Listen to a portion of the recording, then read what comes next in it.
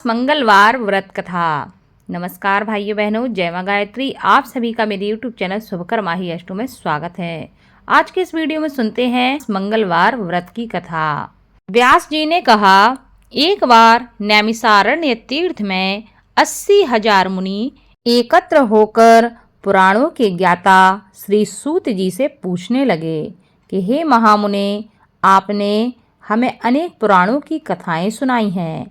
अब कृपया करके हमें ऐसा व्रत और कथा बताएं जिसके करने से संतान की प्राप्ति हो तथा मनुष्यों के रोग, शोक, अग्नि, सर्व दुख आदि भय दूर हो जाएं, क्योंकि कलयुग में सभी जीवों की आयु बहुत कम है। फिर इस पर उन्हें रोग चिंता के कष्ट लगे रहेंगे तो फिर वह श्री हरि के चरणों में अपना ध्यान कैसे लगा पाएंगे। श्री सूत जी कहने लगे कि हे मुनियों, आपने लोक कल्याण के लिए बहुत ही उत्तम बात पूछी है। एक बार युधिष्ठिर ने भगवान श्री कृष्ण से लोक कल्याण के लिए यही प्रश्न किया था।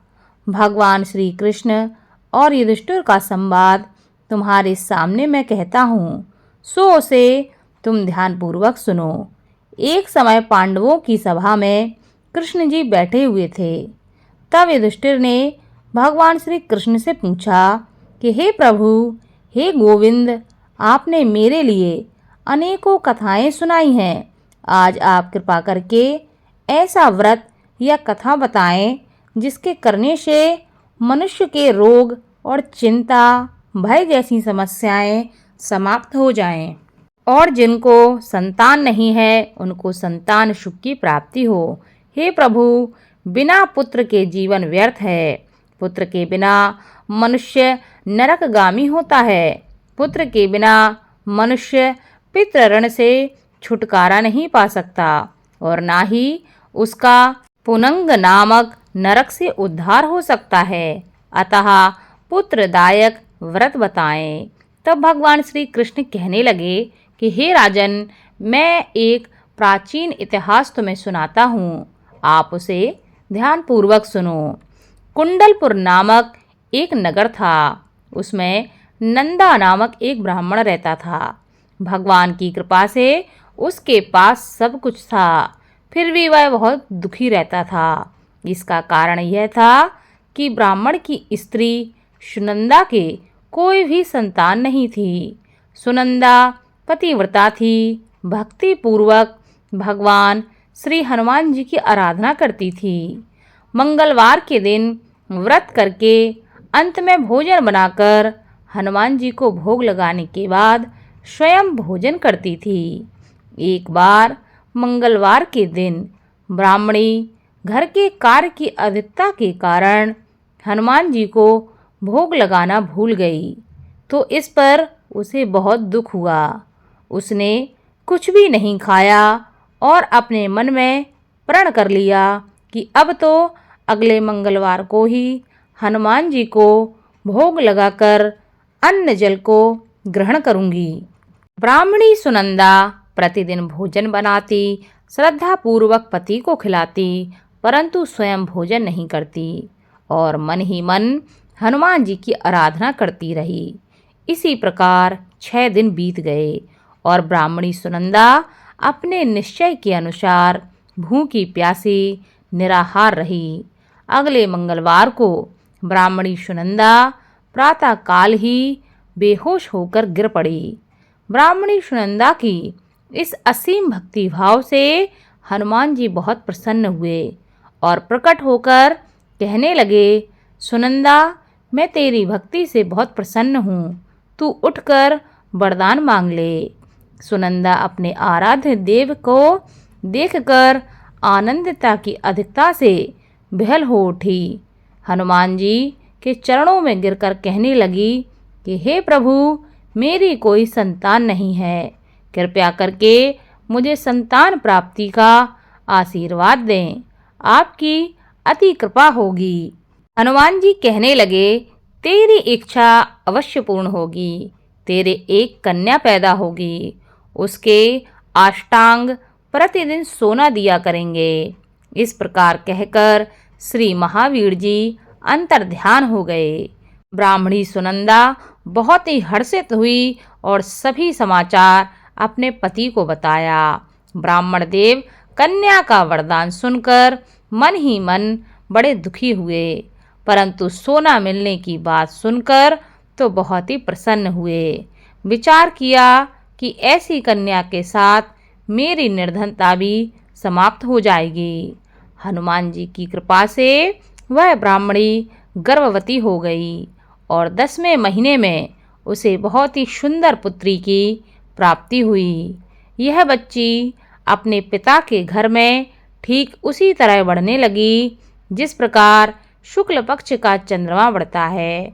10वें दिन ब्राह्मण ने उस बालिका का नामकरण संस्कार कराया।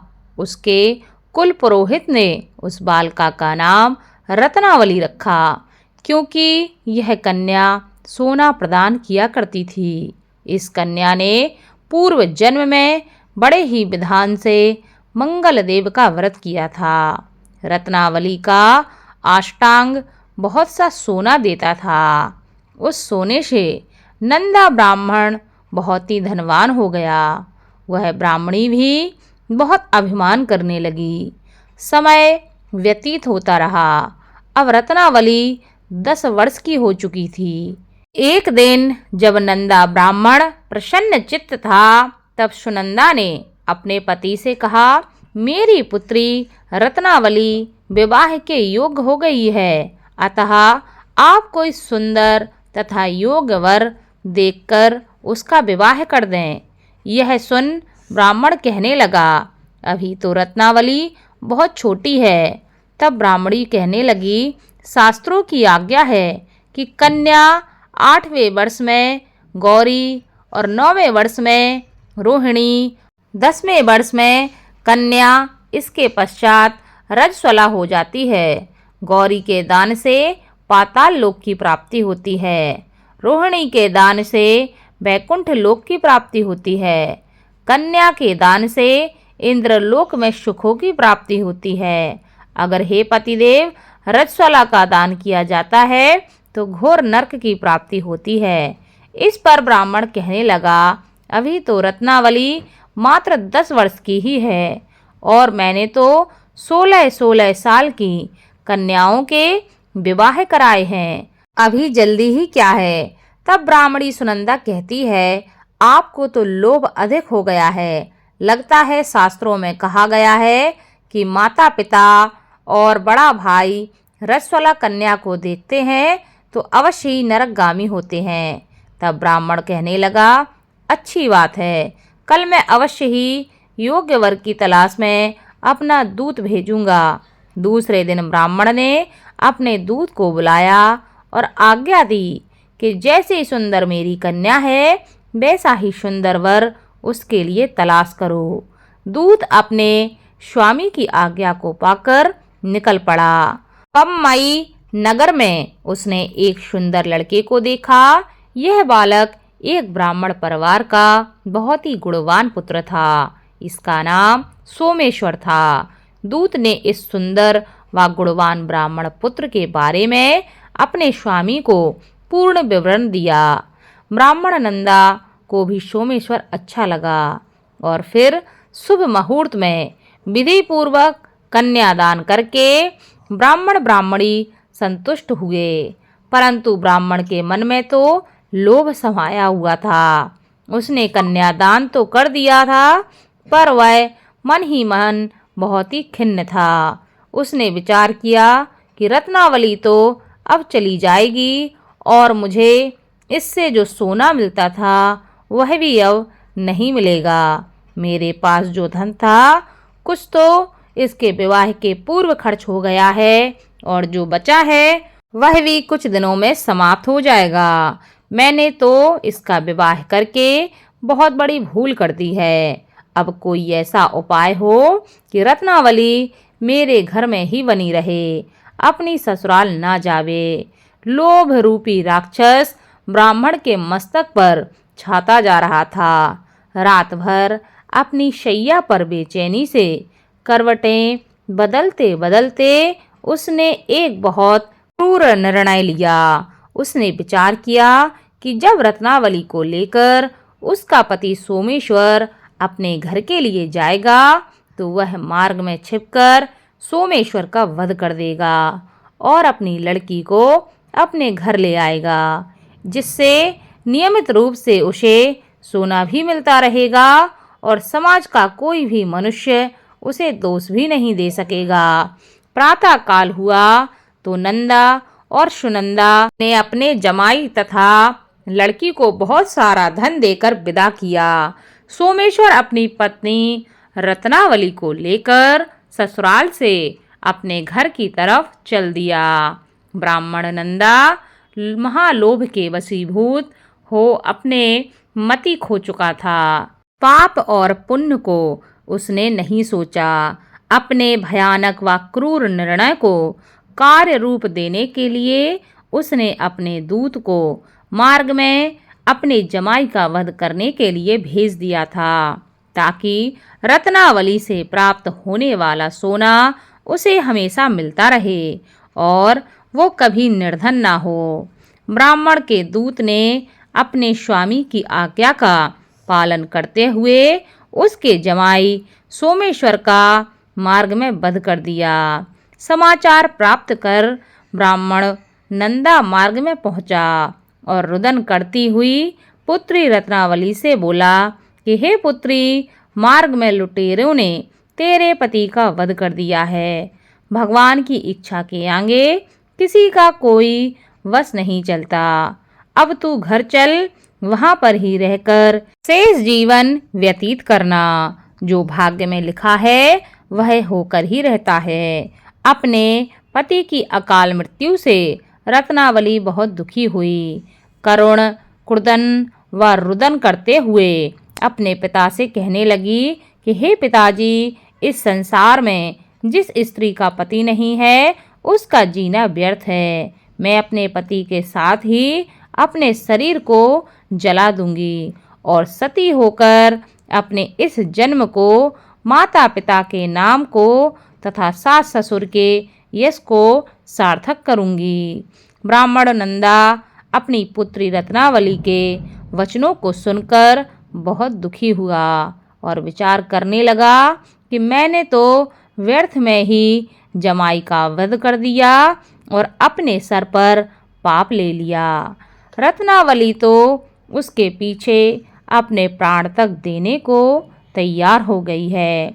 मेरा तो दोनों तरफ से मरण हो गया। धन तो अब मिलेगा नहीं, जमाई वध के पाप के फलस्वरूप यम यातना भी भुगतनी पड़ेगी। यह सोचकर वह मन ही मन बहुत खिन्न होने लगा। सोमेश्वर की चिता बनाई गई। रत्नावली सती होने की इच्छा से अपने पति का सिर अपनी गोद में रखकर चिता में बैठ गई। जैसे ही सोमेश्वर की चिता को अग्नि लगाई गई, वैसे ही वहां पर हनुमान जी प्रकट हो गए और कहने लगे कि हे रत्नावली, मैं तेरी पति भक्ति से बहुत प्रसन्न हूँ, तू वर मांग।